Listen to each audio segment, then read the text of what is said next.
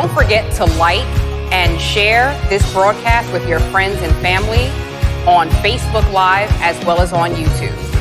Let all of your friends and family know to subscribe so that you know when the Center of Hope is going live.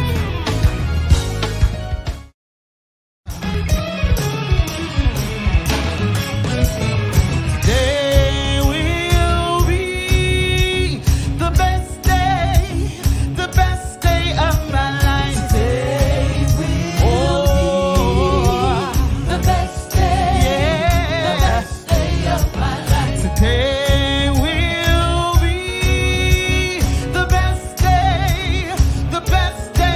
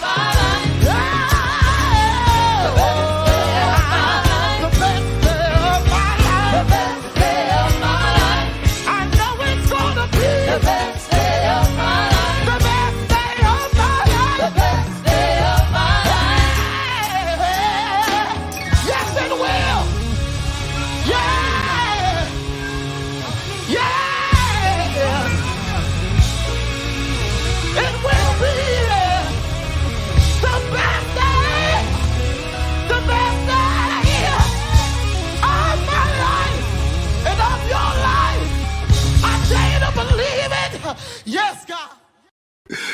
It will be the best day of your life. Let me say that one more time. Put that in the comment section. Today, it will be the best day of your life. Listen, welcome to Real Talk. I'm your host tonight, Bishop Mitchell G. Taylor, and I'm so grateful that you tuned in. If it's Monday night and it's 9 p.m., it's Real Talk. And we're grateful that you have decided to come and to join us in this rich discussion and dialogue on tonight. Our topic is human justice, and we have a special guest on this evening, and we're excited about him joining us on tonight. But just before we get started, that song was so powerful, it led me to Psalm 66, and it said, make a joyful shout to God, all the earth. Sing out the honor of his name. Make his praise glorious. Say to God, how awesome are your works. Through the greatness of your power, your enemies shall submit themselves to you. Watch this. I love this. All the earth shall worship you and sing praises to you. They shall sing praises to your name. But here we go. Come and see the work of God. He is awesome in doing his work towards the sons of men. Listen, I'm excited on today because today will be the best days of our life. Listen, I'm grateful. I'm asking God for his blessings on our dialogue and discussion on tonight. And I believe that you're in for a rich, rich treat. I want you to do what I ask you to do every week. Those of you that are joining us, the way that you can get into the dialogue is use the comment section as you're populating YouTube and Facebook on tonight. We're almost up to 100 people. I need you to keep on coming in, tag, share, hit as many people in your ecosystem as possible.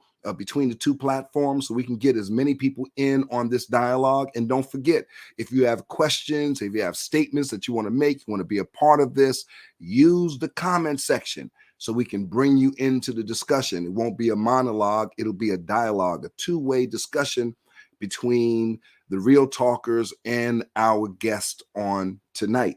Just before we bring our guest on this evening, I want to read his biographical sketch.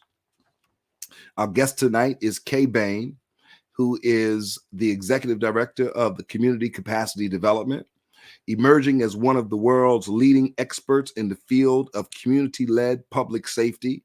Kay Bain is a socialpreneur, public speaker, and activist for human rights, human development, and human justice. Bain is a nationally recognized thought leader and strategist in the area of conflict resolution, mediation, intergenerational wealth building, and youth development. Bain's demonstrated track record spans 2 decades with accomplishments in government, education, entertainment, philanthropy, and business, and now the nonprofit sector. He has been an unparalleled and incomparable voice in promoting violence as a public health issue, structural and systemic racial discrimination, personal and professional development through sustainable growth planning on the local, national, and international stage. As the founder and principal of Kay Bain Consulting Practice, he has successfully brought together leading experts to address and elevate the skill sets, capacity, and scalability of for-profit and nonprofit organizations dedicated to uplifting marginalized communities. He also serves as the founder and chief executive officer of Community Capacity Development, a human justice organization dedicated to community renewal, community-led public safety, and grassroots-driven economic and social development.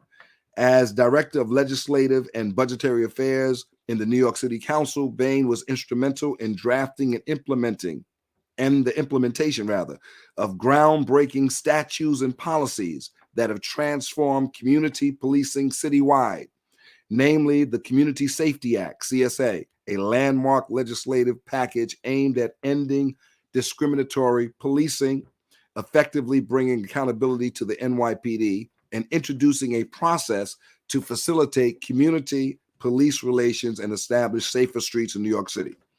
Bain co-drafted the Intro 1079 and Intro 1080, which formulated the role of Inspector General position in the New York State Police Department, and later outlined the Stop, Question, and Frisk Bill, which legally recognizes and directs accountability for police bias.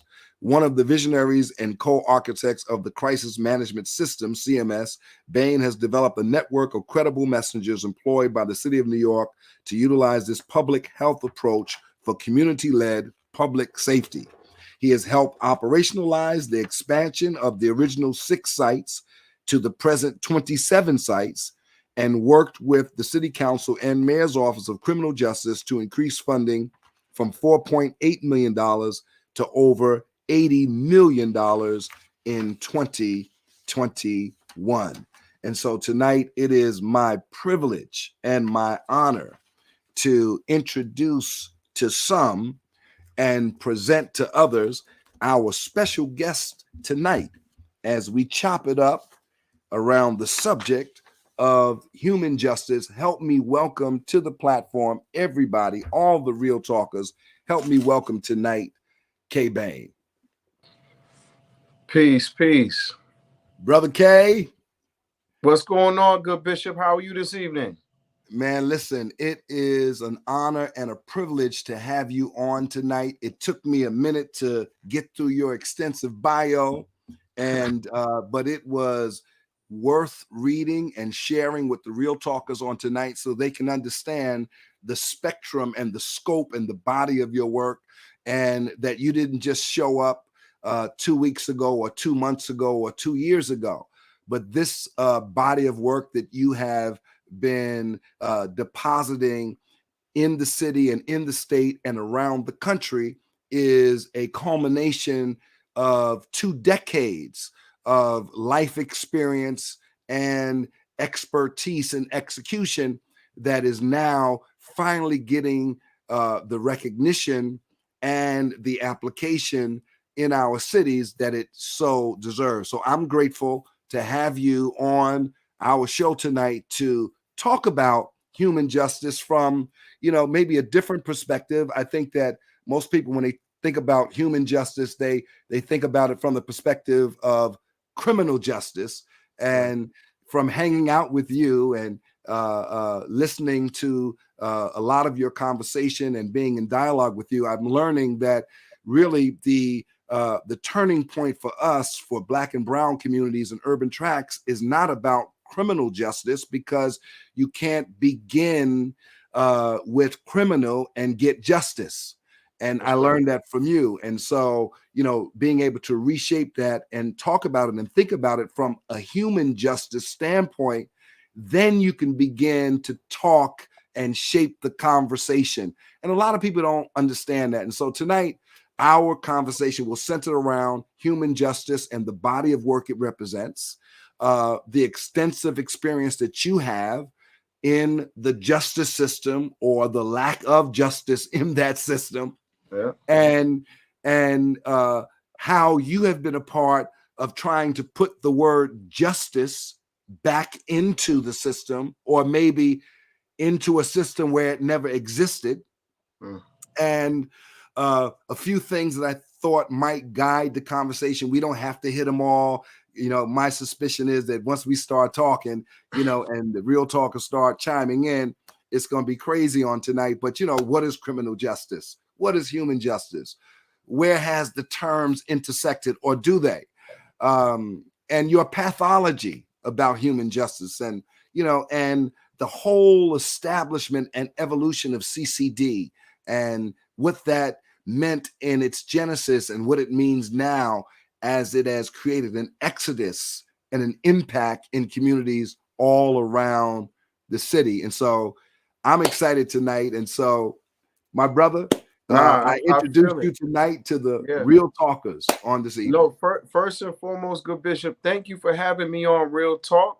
It's a privilege and an honor to be here. I think as we explore human justice, this is a critical piece. When when we have dialogue, when we have open, honest conversation, and people can lend their ear and their perspective, this is how we grow as a community. So it's so fundamentally important what you've established here in this remarkable platform. And again, it is a privilege to be here with you. I waited my turn. I waited my time. I know eventually I was going to get my turn and my opportunity, and I'm here. Before we get into those pertinent questions, and some of those are big questions that we'll unpack together, I just want to go back. As I was in the background in the green room, and I was waiting to come out, the sister said, "Today will be the best day of my life." And something I often say, before I speak, even before I leave my bed and drop to my knees, is today is the greatest day in the history of days. And I say that even in the midst of challenge, struggle, strife, all that comes in this world full of pain many times. I'm someone who unfortunately spends a lot of time at funeral sites like yourself. I spend a lot of time in jailhouses, in courtrooms, right? And yet and still, I start every single day saying today is the greatest day in the history of days. So when you read Psalm 66, it spoke to me, it resonated, because without starting from that starting point, where this show started this evening, and every show before has started with praise, with an understanding of the privilege that we have breath in our bodies, with knowing that there's an awesome designer, an awesome God that has created this world for us as a challenge for us to get closer to him. So I just want to stop before we jump into human justice and say I'm appreciative of the way even this broadcast tonight has started. I'm inspired already, and I'm excited to get into the material and talk about some of the work. But thank you for this platform, brother. Well, listen, I'm honored to have you, and we try to keep it. I try to keep it as real as possible, to be true to real talk. And as I travel around the city, around the state, and around the country, and I talk to young people, and I talk to folks that grew up in church, grew up with this kind of synergy, but for whatever the reasons may be, they're not really connected on that level, but they feel connected to God, and they feel that spiritual connection, but they've lost that connection to the conventional, because oftentimes when you think about the dynamic of church, so to speak, the whole presentation of it starts at a place of judgment for so many people. And, my objective and my mission has been to debunk that mentality and that pathology, so that young people and folks will understand all of us come from the same place and are striving to get to that next place. But if those of us that have connected to an aggregated community begin to act exclusive when we come from the same place, then we alienate people from receiving that message that today will be the best day of your life. And I believe that institutions like the Center of Hope International and others, are responsible not to be judges, but to be witnesses. My house shall be called a house of prayer for all people. And if you can't deal with all people, then that's not the house of prayer. That's right. And that's why, I pride myself on trying to break the tradition, break those conventional vehicles that have created an apartheid in spirituality, in my mindset. And that's not what God intended. So, I'm grateful to be able to, even share some of the things that I've experienced and am experiencing with the groups that you're working with and the people that you're working with every day. And we're all working in concert for one objective, and that's to make our communities a community again. That's right. That's right. And so in that spirit of unity, right, that I've experienced as I visited the Center of Hope and seen and felt that energy, that's what human justice really comes down to in a nutshell. When you read my bio, I get a little bit nervous because it's like you live this life, you take those steps, and you fight for your people, you fight for equity, you stand up for what's right.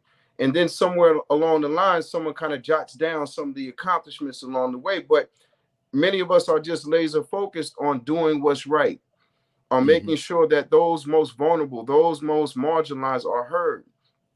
And again, along the way, you work on policy and legislation, and it affects some lives. You work on, feeding people, or, young people who are incarcerated. Wherever you go to do this work. I read this book once about this man.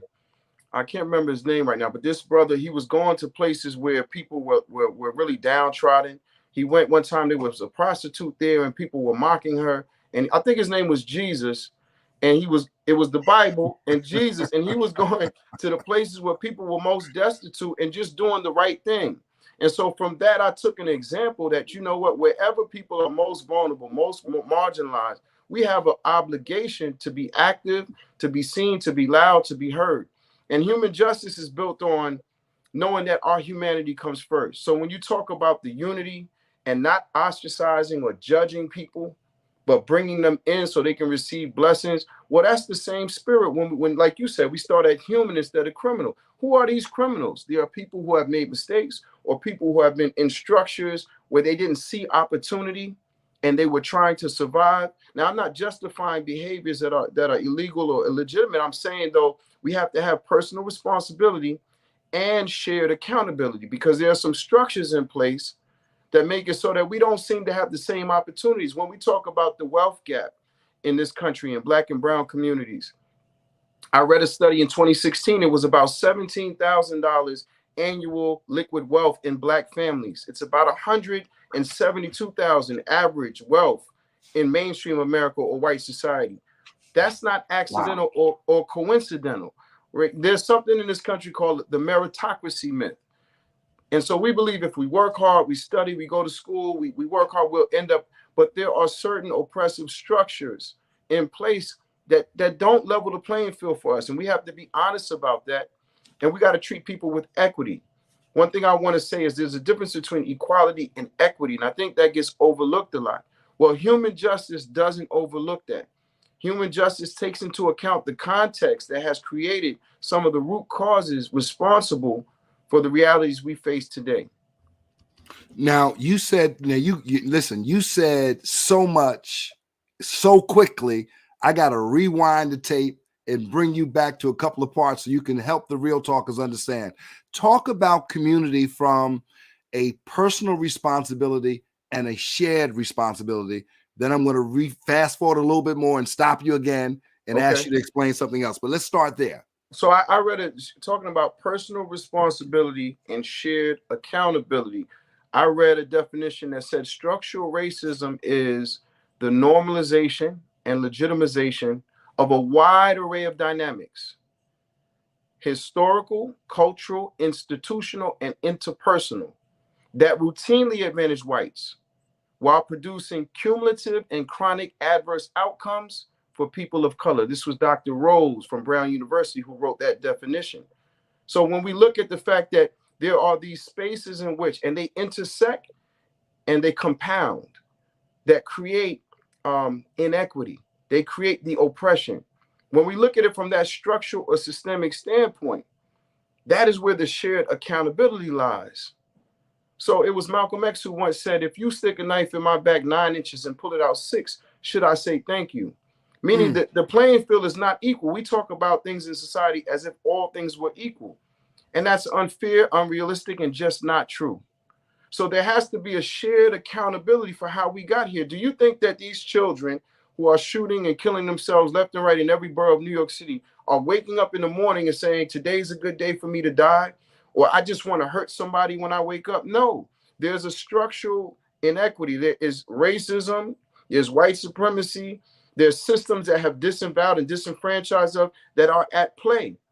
So when I was a teenager, I couldn't get a job. I know some people were more fortunate than me, even in my own family, but the cost-benefit analysis I did, there were illegal things, there were narcotics available in certain communities. There are pockets of poverty that exist in certain communities. And when we understand housing, media, food apartheid, the education system, or the warehouse that is public education, then we start to see that these things intersect, overlap, and many times are intentional. The last thing I say, people will say, you know, this system is broken. I tend to disagree. I think this system is working as The it way was it was designed and intended. structured to work, and that's the problem. You took the words right out of the mouth. It is working and designed the way it was intended to work and to impact. Now, you talked about equity and equality.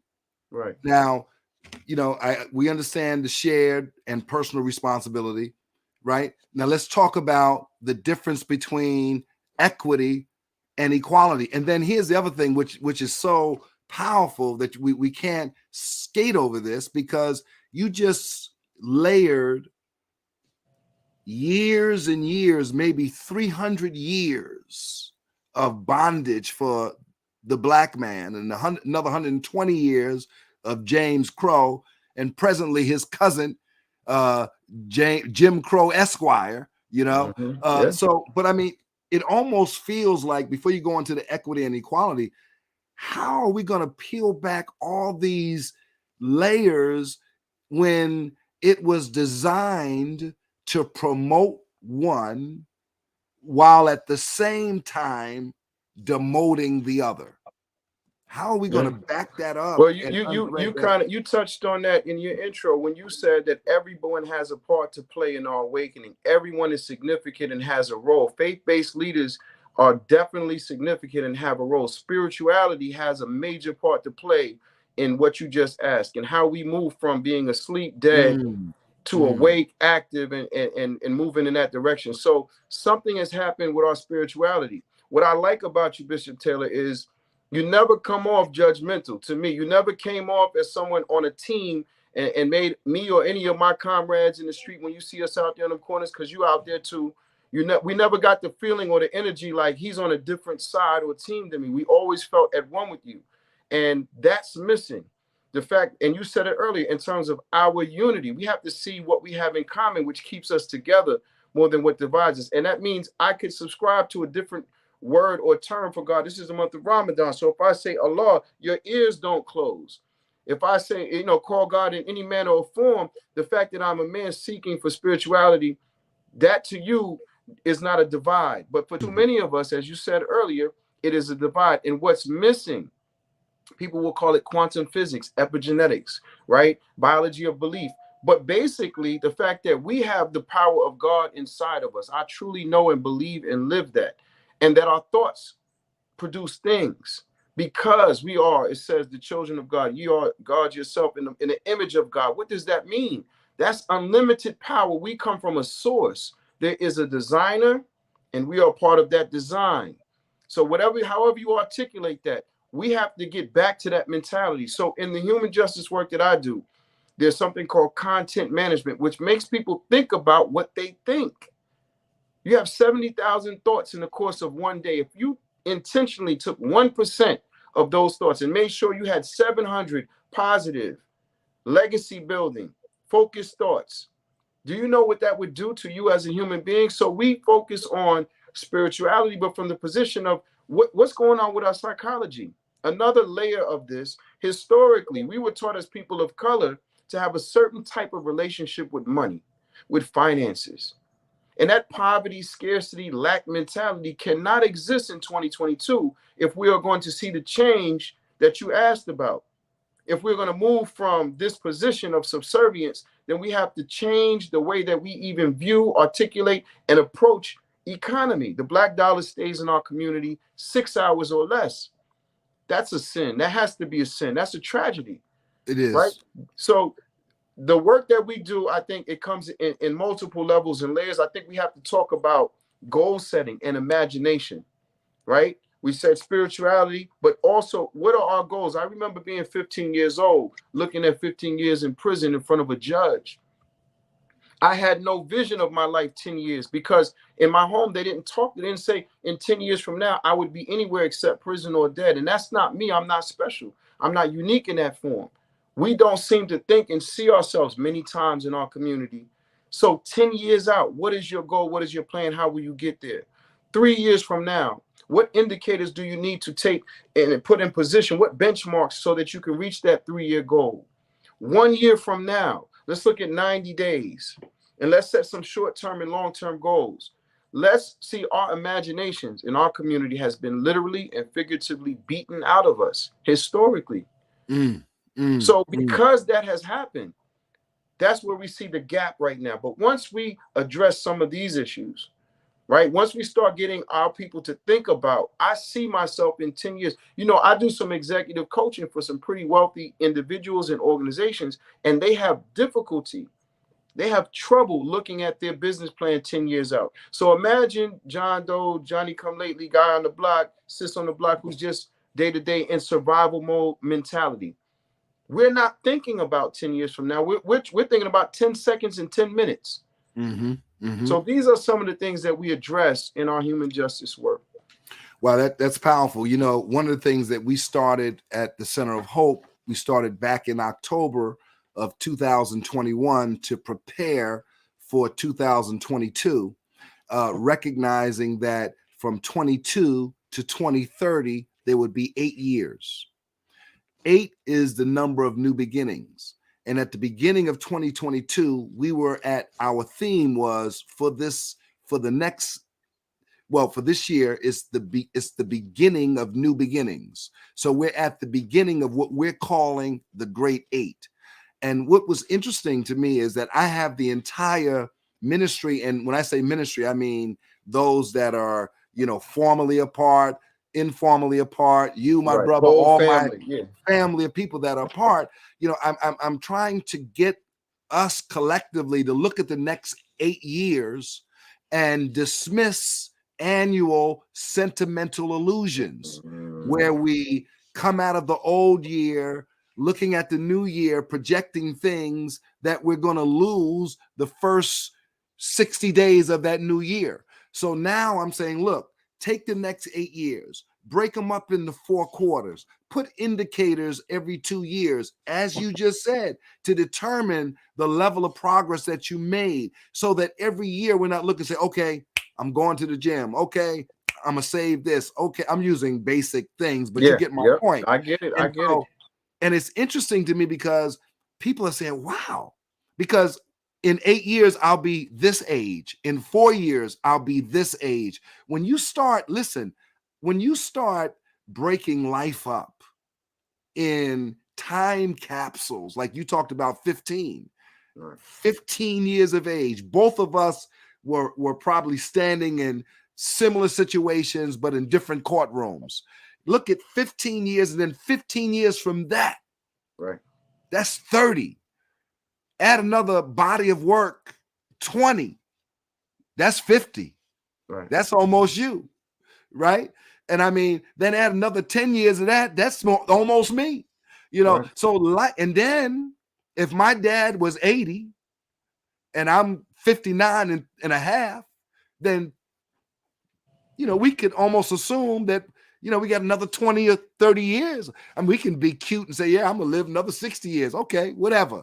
But you got to live your life like it's your last chance to make a difference. And that's why I respect the work that you're doing, because you live your life on purpose and your work is demonstrated on purpose. So let's, you didn't really go into the equality piece. Right.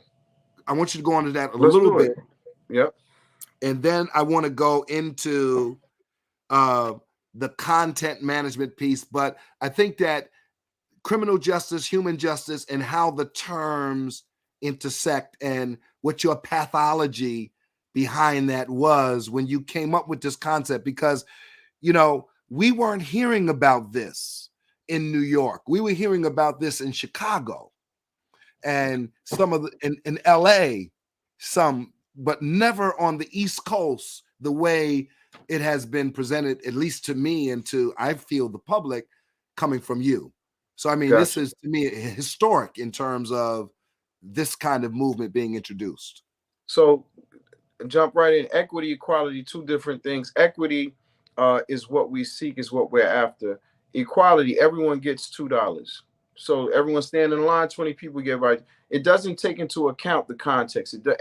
Equity takes into account the context. So in order to make us whole, in order to bring us together, it's different than just saying. So there's a beautiful illustration that we have in our trainings, and it's imagine it's a group of people, man, woman, child, and they're all attempting to look into this sports game like a baseball game. And so in order, it's an equity picture. So the youngest, the smallest, is standing on 3 different cartons. He has the same viewpoint as the gentleman who is standing the same height, but it requires 2. The sister is on 1, but now they have equity. So you have to dull out and allocate differently for people to find equity.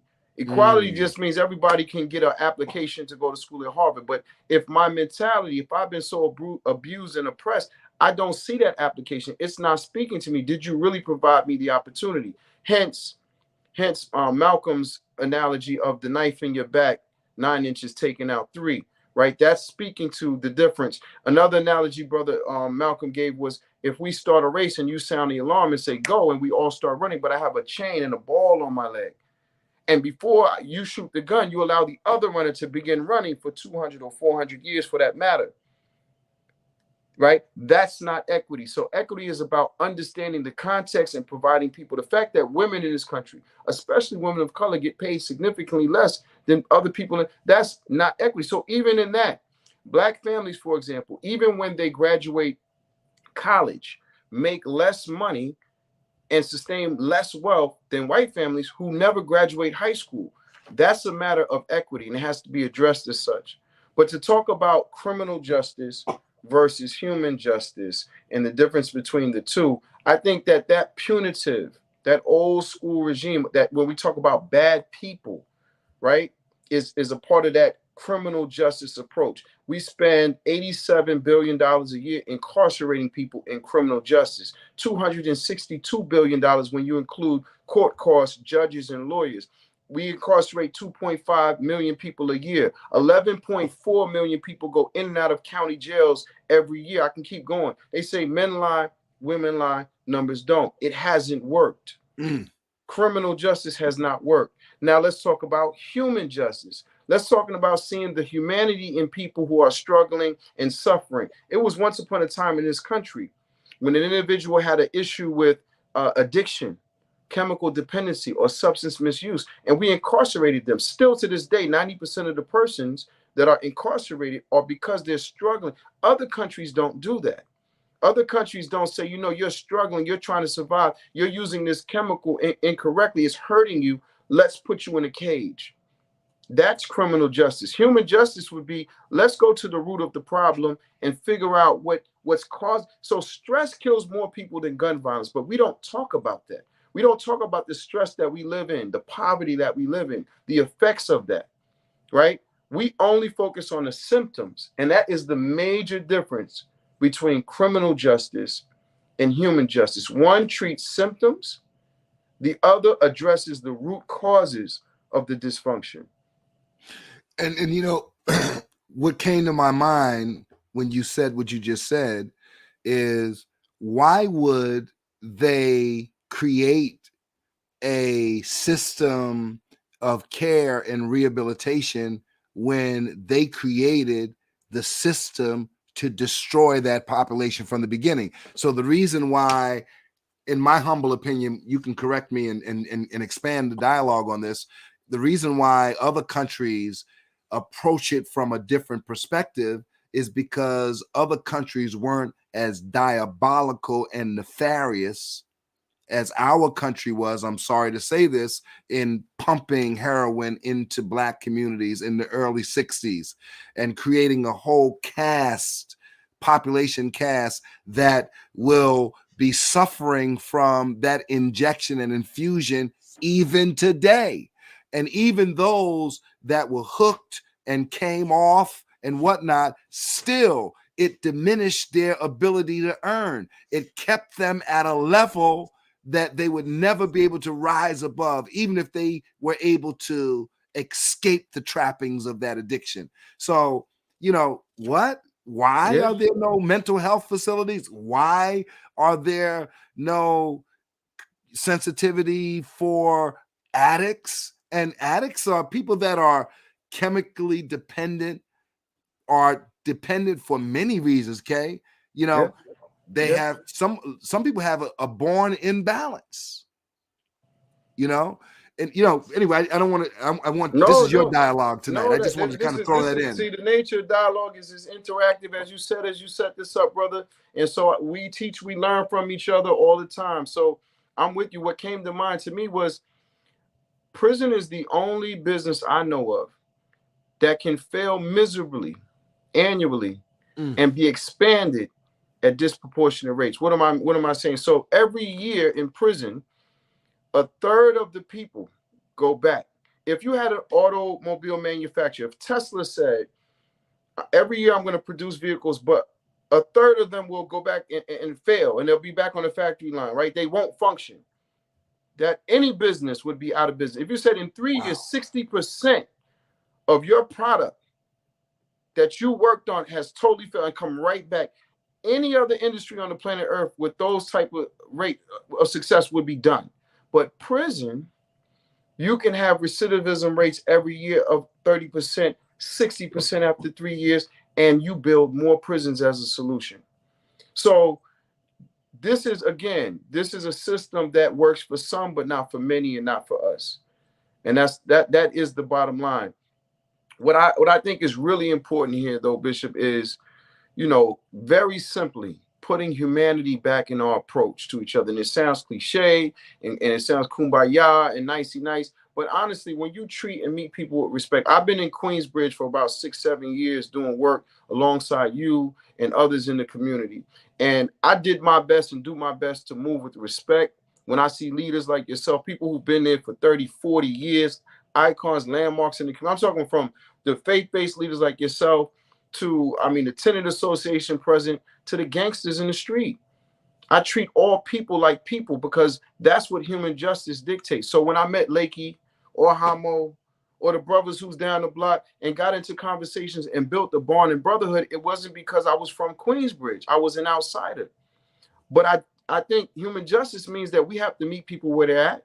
We have to show respect first and deal with people's humanity. And some of these people I'm mentioning and naming now are the main reason why we, and I say we, all of us playing a role together in co-producing public safety, have had many of the successes that we're having in our neck of the woods, so to speak. When I went to Southside Jamaica, Queens in 2015, there was a year in the organization I work with of no shootings, no killings. Nobody really talked about it because it wasn't the largest housing developer in the world, but it happened, and it was under this same lens of human justice. I knew when I came to Queensbridge houses, though, because that's, you say Queensbridge, that's global. I knew when I bought these best practices that my mentors, again, something else I got to correct. I didn't invent human justice. I inherited my mentors, my elders, Eddie Ellis, Dr. Divine Pride, many of these great minds, these brothers who were in the Attica uprisings. They were in Greenhaven think tank. These were brilliant researchers, right? What they did, they handed me something that they used in mass incarceration to fight that. And I modified, I adopted it into community development work. And I put it into this platform. That's when it emerged on the scene in New York. But again, I inherited the 7 neighborhood study. My mentors came up with the language letter that coined the phrase formerly incarcerated person. Because before them, they were animals, we were convicts, we were, right? So the humanization of language was something that I learned. And I just took it and expanded. I don't think Elon Musk invented the electric car. They say he reinvented. Well, I reinvented human justice. I implemented human justice in another scene, in another part of the community, not the prisons, but I took it into the streets where violence was happening. And I looked at many models. See, the good thing about human justice, one of them is that it's an inclusive theoretical framework. So I can take pieces of cure violence, that model, use it. Restorative justice, structural dialogue method. There are several different Afrocentric community solutions that we pull together and put it back out there, and it's called human justice now. But it's all based on seeing the humanity in people first. Wow. So describe your describe for, one thing I was always impressed with when I began to hear about you and your work is the patience that you have and the poise that you have with the brethren and the sisters. It reminds me a lot of myself, you know what I mean? Because, and I think we have the same approach where when we're in the street, it's not about judgment, it's really about trying to witness, something that will benefit our brothers and sisters. Where did that passion, how did that come? Because everyone couldn't walk into the bridge and, develop those relationships that you developed, even with, Hummel and people like myself and others. And, but, you have that way about you that's pure and honest. Where did that come from? Man, I think like you, Bishop, I come from the streets. I'm from the underground economy. I know what it is to be in survival mode. And people who come from those type of serious backgrounds and environments, we know it's not play. So when I look a sister in her eyes or a man in her eyes, they see that I'm real. And I think right away, you and I, when we connected eyes, it was like, okay. And from there, it's about respect, and people who don't come from that level. I was 8 years old. I think I saw the first body drop in front of me. I've seen much, but I come from a prison family, a single parent household. I've seen my mother stab I was indoctrinated into violence very early in my life. I used violence to communicate. It was all around me. So when I got to Queensbridge, they said, I don't want to watch my language here, but they said this brother, they use a different word, will not be here for 3 weeks. Or 1 month. Now ain't no brother from Brooklyn coming out here and running nothing or doing. I've been in Queensbridge, like I said, 7+ years. I ain't got a scratch on me, nobody on my team, because we move with respect. It's not a tough thing. It's a love thing. It's leading with love and empathy. And regardless of the geography, it could be Queensbridge. I do this work in Trinidad and Tobago. I just came back. Honduras is going to be a client. I do it in Chicago, South Side, West Side, K-Town. Doesn't matter where. The universal human needs are not being met. So even though Queensbridge is a unique experience all in of itself, it's so much love there. It's its own world. It's its own energy. But the same universal human needs that are not being met in Queensbridge houses are not being met in Cypress projects in East New York, are not being met on the 40 side. So it's the same dilemmas with local nuances. And once we understand that, then we're talking to our brothers and sisters who are in need. I'm reminded when you began to move into Astoria houses, which is another pocket of public housing here in northwestern Queens, and Queensbridge, I think, was a little easier than Astoria for many different reasons. And we won't take time to go into that now. My ministry started in Astoria, and with the Astoria Outreach Ministries in 1989. Sheesh. And so that was my first assignment that my dad gave me, and my first pastorate was in Astoria.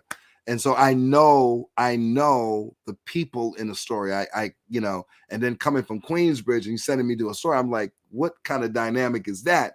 Right. But I was able to, during my ministry, those early years of my ministry, to bring Queensbridge and Astoria together in a way that they weren't together before.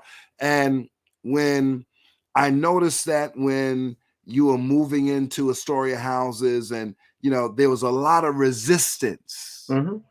And when we had the press conference there one evening, and you came in, and one afternoon, whatever day it was, I don't know, it was evening, early evening, day, whatever. And and I said to the people, I said, listen, I said, we need to calm down and thank God that we have reinforcements, Right.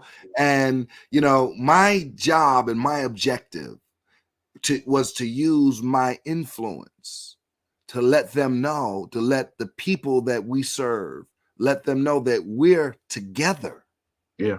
This is not this. We're moving together. God has sent us some reinforcements and some assistance and some more tools to be able to deploy in our communities.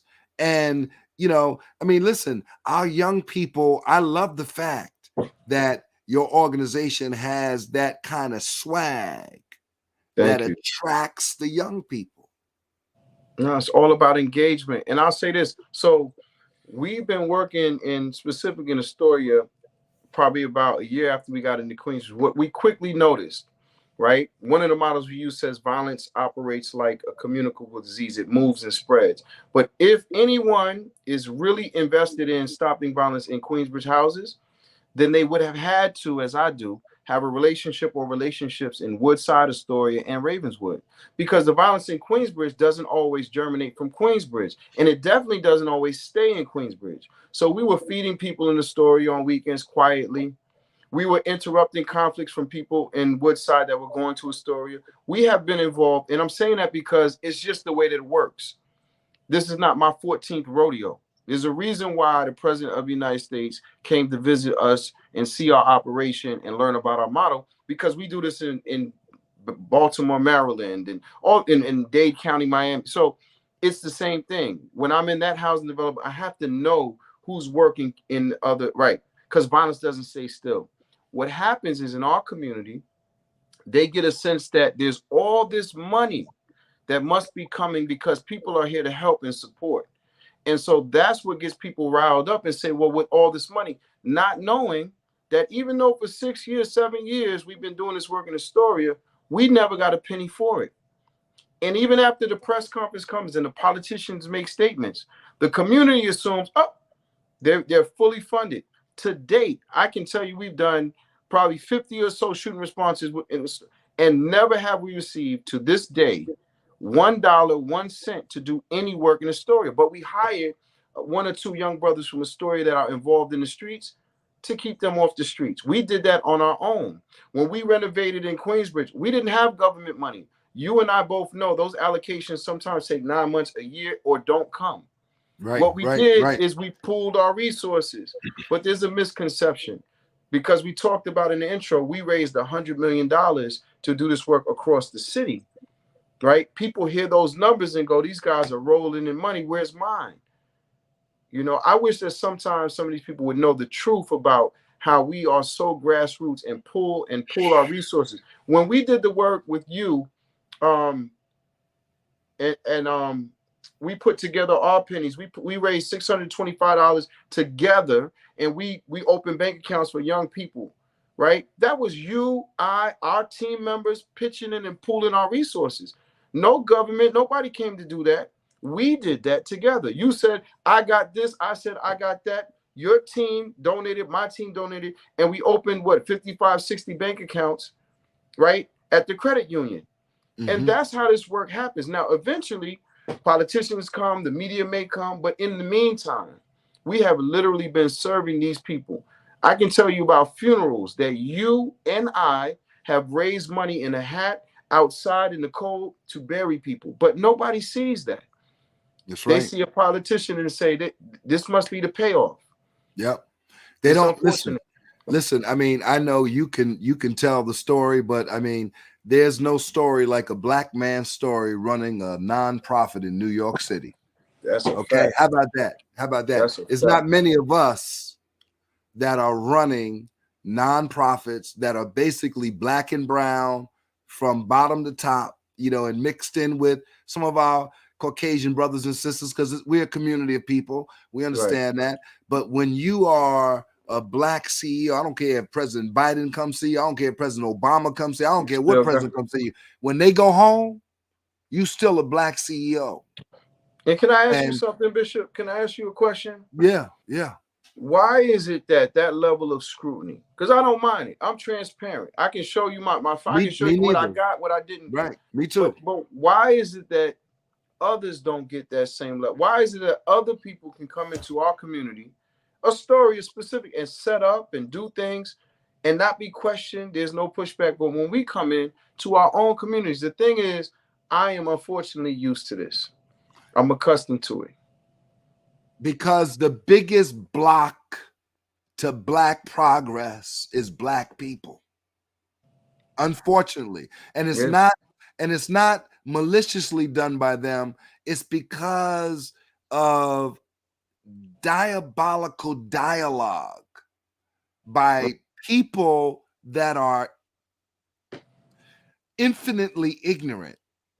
You know, it's really crazy. I wish people would travel more, because travel is the cure to ignorance. That's it. Transformative travel. You know, it's no coincidence that they used to say if 3 of us gathered by a tree that we need to be hung. It's no coincidence they say if you learn how to read, we're gonna kill you in this country, right? So those things, Dr. Joy calls it appropriate adaptations, post-traumatic slave syndrome. They carry on. So when I see my brother out here doing something, well, what's he up to? Why is he stopping the violence? Why is he out here praying on the corner or doing a prayer march at this hour of the night? We question each other because that self-hatred is real. Regardless of that, brother, all that aside, I'm gonna say this: I love my people. I love all human beings. I go to the spaces where people are most despised, most rejected. What was it? The stone at the builders? I read it in a book somewhere. It was a man and he was talking about these stones. Right. Well, that's where I go, and that's where my work is. And I am unapologetically Black, brown, indigenous, people of color focused. And we're going to remain that.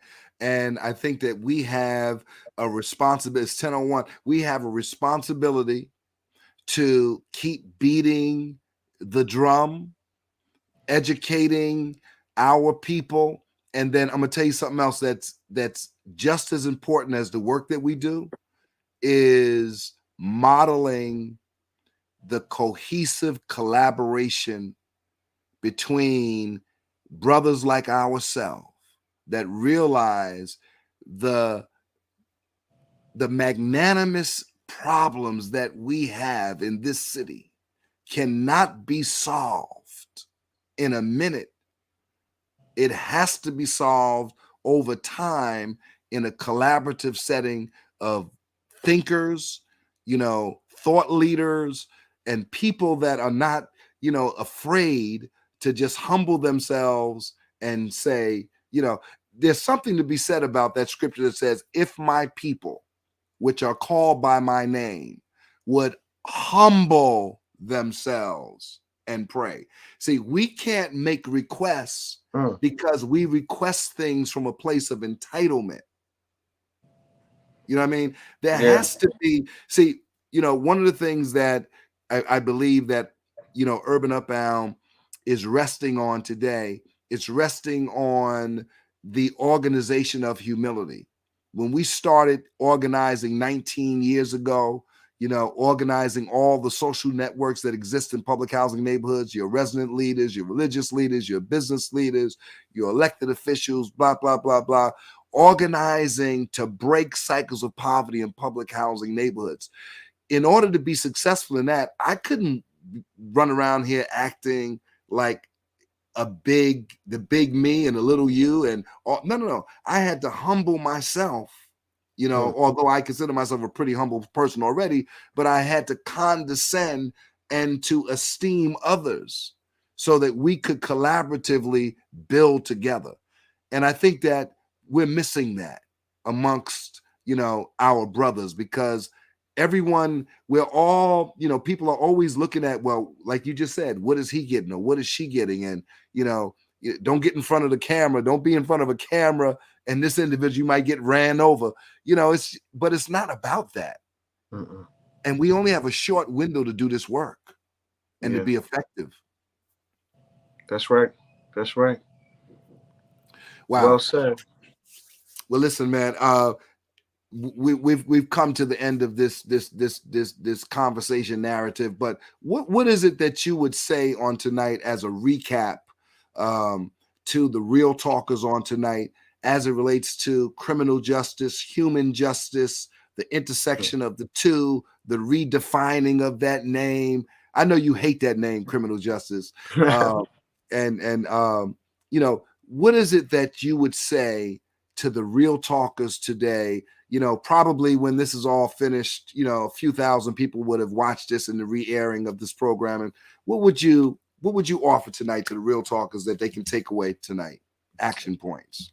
Something I read recently. You gave me props earlier. You said you liked when I got poetic at inauguration recently when I spoke. Dean Alfred said, "I do not choose to be a common man. It's my right to be uncommon if I can. I seek opportunity, not security. I do not wish to be a kept citizen, humbled and dulled by having the state look after me. I want to take the calculated risk. To dream, to build, to fail, to succeed. I refuse to barter incentive for a dole. I prefer the challenges of life to the guaranteed existence, the thrill of fulfillment to the stale calm of utopia. I would not trade my freedom for beneficence, nor my dignity for a handout. I will never cower before any earthly master, nor bend to any threat. It is my heritage to stand erect, proud, unafraid, to think and act for myself, enjoying the benefits of my creations, to face the world boldly and say, this with God's help, I have done." Self-determination. That's what I would leave you with tonight. Wow. Well, listen, real talkers, you heard it tonight. You heard K. Bain, the man who orders the president around. Thank you, Real Talk. Thanks for having me, Bishop Taylor. Privilege and an honor. I hope I get invited back. I had a great time. Y'all know how to do it. From the intro to the outro, phenomenal experience. Yo, salute, General. Peace and blessings. Thank you so much. Thank you so much for being with us. And we're going to have you back real soon. You heard it first right here on Real Talk. And you heard our illustrious guest, K. Bain, who is the executive director and founder of Community Capacity Development. And his last words to us was self-determination. Now, listen, I want to encourage everyone on tonight. I want to engage you. I want to empower you on this evening by giving you an opportunity now to sow into this ministry on tonight. Now, listen, I need tonight, if you were blessed, I need you to put in the comment section, blessed tonight. Just 10 people, just put blessed in the comment section. Thank you, Dawn Tallman. My God, bless you, Dawn. One of the greatest singing voices in the world. Amen. Thank you, Dawn. Thank you, Dawn. If you were blessed tonight, just put in the comment section, I was blessed on tonight. Now, listen, I need everyone that's watching. Thank you, Melinda. Everyone that's watching on tonight, I need you to sow a seed tonight of $22. Sow a seed. Thank you, Rosalie. Sow a seed tonight of $22. The ways to give are on the screen. Cash App, $, The Kohi Nation. Thank you, Barbara. PayPal, Zelle, KohiGives@gmail.com. I need every person. Mother Newland, thank you. Thank you. Thank you. Leon, thank you. Thank you. Thank you. All of you that are being blessed on tonight and have been blessed on tonight, don't sign off without sowing your seed on this evening. Thank you, Viv. Thank you, Dawn, Sampson. Thank you. Thank you. I need you now to start sowing that seed. And as you sow that seed, put done in the comment section.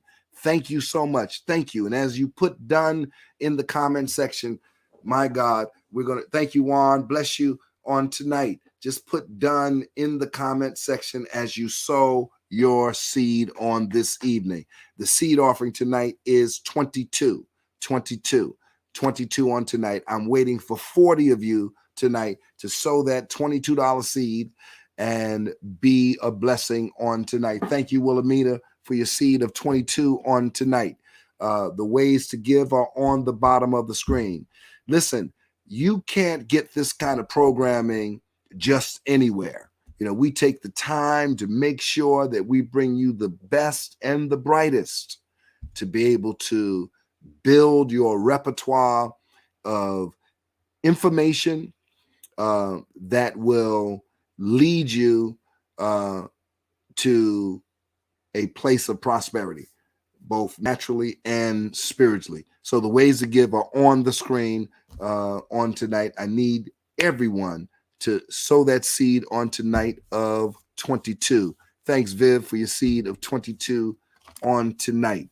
The ways to give are on the screen. Listen, I believe tonight that as you're sowing your seed on tonight, that things are turning in a way for you. And I'm talking to about 7 people on tonight that have really tried. Thank you, Dawn.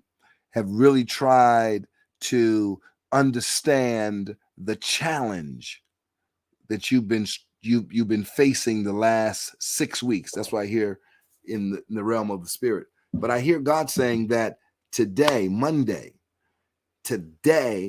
that drought is going to end. I believe that on today. That's a prophetic word for someone on today that has been going through this challenge for the last 6 weeks. But I hear God saying that the drought, there's a release, and it's pouring into your life right now. I believe God on this evening. All right. Well, listen, this has been a tremendous, tremendous time of dialogue and sharing on this evening. Those of you that are watching this telecast after we've aired live, you can still sow your seed and be a blessing even in the re-airing of this program. Help us keep Real Talk on the air and continue to offer this kind of programming. If this kind of programming is a blessing to you, then sow the seed so that we can continue to bring this kind of programming and this kind of content that will be a blessing to the community of Real Talkers that join us on Monday nights. To God be the glory. Great things he has done. Now listen, don't forget on Wednesday, every Wednesday, we have our Wednesday morning word at 6 a.m. Put that flyer up for us so that they'll know how to get into the Wednesday morning word. There it is. That's the Zoom meeting ID and passcode. And if you write that down, jot that down, you can join us for our Wednesday word. The sanctuary opens up at 5 a.m. and our preaching begins at 6 a.m. sharp. 6 a.m. sharp. And God always has a fresh word for us on Wednesday morning. And then come back and join us on Friday night at 9 p.m. live show, Fall of the Prophet. It's going to bless you tonight. It's going to bless you on Friday night in ways that you can't even imagine. So be blessed. We thank God for each and every one of you. And don't forget, if it's Monday night, 9 p.m., it's Real Talk. I'll see you next week.